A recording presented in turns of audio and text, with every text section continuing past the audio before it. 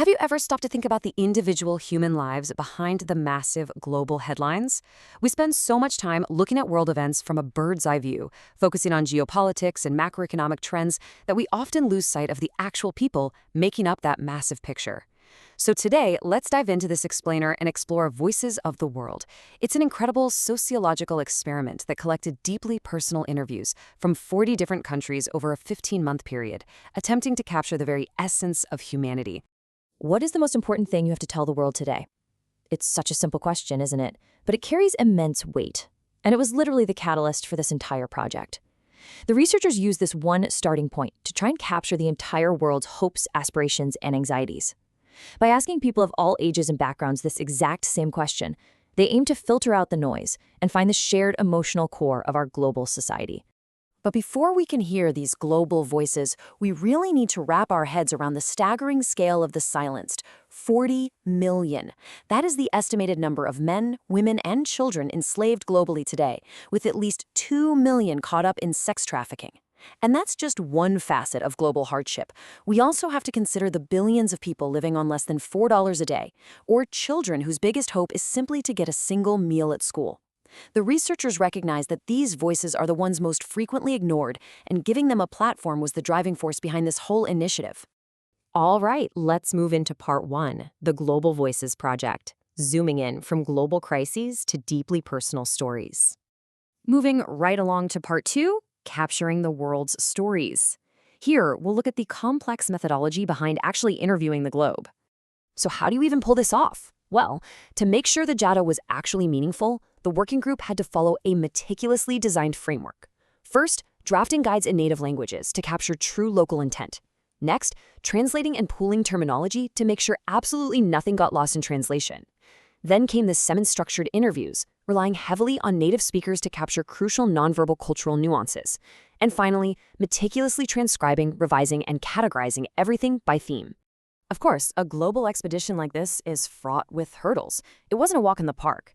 Researchers had to proactively manage some massive logistical nightmares. Think dodging civil unrest, navigating time zones, and dealing with public health emergencies. Culturally, they had to be incredibly sensitive. For instance, recognizing how global events, like the September 11 tragedy, actually shifted the ways certain words were used worldwide. And on top of all that, there was the constant struggle against interviewer bias, trying to objectively record what was being said without accidentally filtering it through their own worldview. Now, let's jump into part three, universal dreams and fears, and uncover what truly unites and divides us across continents. When you actually ask people what their biggest dreams are, the answers reveal just how profoundly our ambitions are shaped by our culture and environment.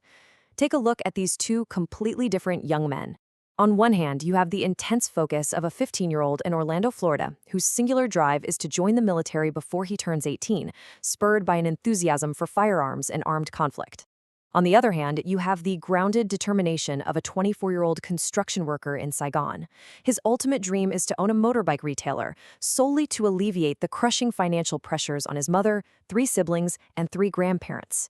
Two completely different worlds, right? Yet both represent a deep human drive for purpose. Okay, but what happens when we look at fear? This is where it gets really fascinating. The specific triggers vary wildly. You've got Fatih in Morocco, who associates blood with a childhood trauma, Mina in the Congo, terrified of betrayal after being kidnapped, a 2-year-old in Italy named Michi, afraid of darkness and monsters, or Akiyuki, an artist in Japan, fearing societal rejection. But despite these different triggers, the unifying emotional essence of fear and the human need to cope with it, whether through a night lamp or avoiding public speaking, absolutely transcends geographical boundaries. Let's zoom in even closer in part 4, stories from the front lines, humanizing the data through unique cultural lenses. It's hearing these individual voices that truly gives this data its soul. Take Lara, for example. She's an Italian TV and radio producer who beautifully articulated that having a voice is fundamental to existence. It's how we insert ourselves into the world. What's really cool about Lara's interview is her perspective on visual expression. She noted that she actually prefers the stark reality of a black and white visual palette. To her, stripping away color forces you to confront the reality, the surrealism, and the nuances of the world directly. Then we have this incredibly powerful testament to survival from a teacher in a country ravaged by a 15-year civil war. After surviving massive political upheaval, she initially wanted to take up arms to help her people. But She chose a totally different path. She rejected violence, realizing that education was the only true way to save youth from the abyss of ignorance.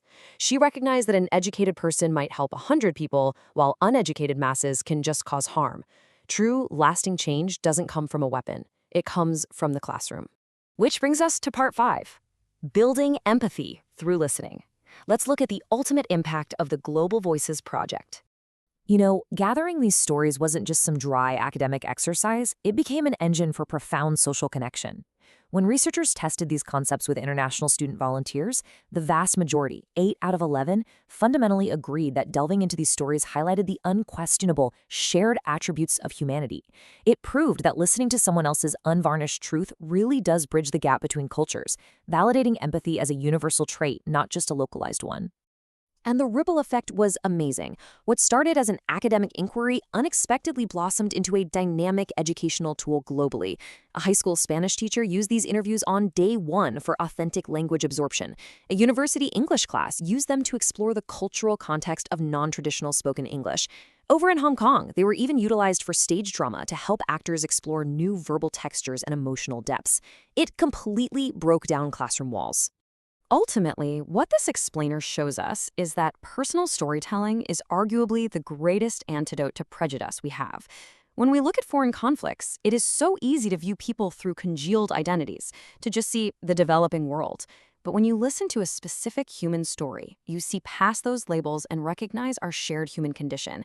Empathy isn't just a warm feeling. It is the absolute indispensable first step to taking action and affecting real social change.